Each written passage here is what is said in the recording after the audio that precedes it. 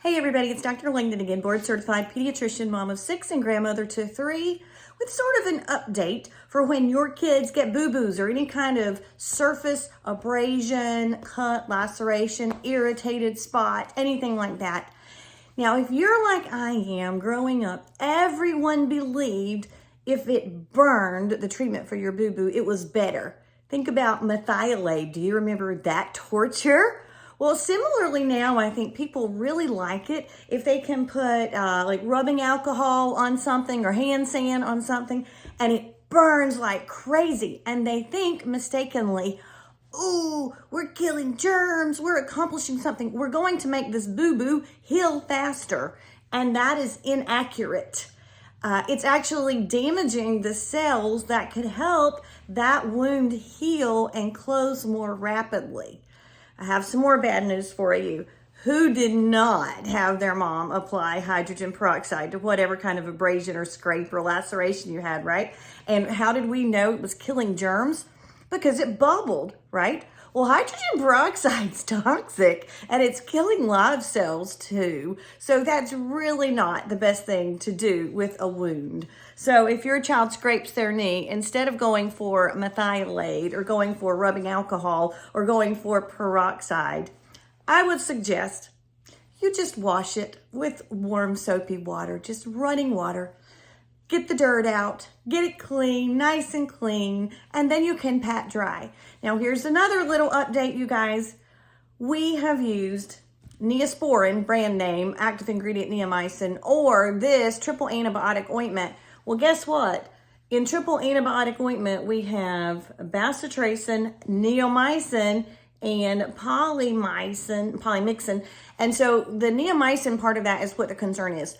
This happened to one of my very own children. Imagine you have a scrape. His, I think, was on his foot or ankle. He had a bad scrape, and I was putting this on there. And then all of a sudden, just when you're worried about infection, right, it turns red and swollen and angry looking.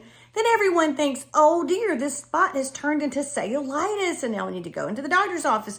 When actually the child's showing you they have an allergy or a contact dermatitis, a localized response to that neomycin.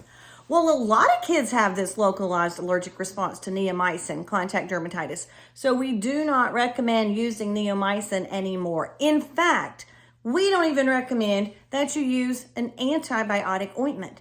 You would be even better served to use only an ointment such as, oh my goodness, you guessed it, the cheap, the generic Vaseline. And it does not even have to be brand name. Plain old Vaseline as an emollient and a covering over that wound, and then a bandage.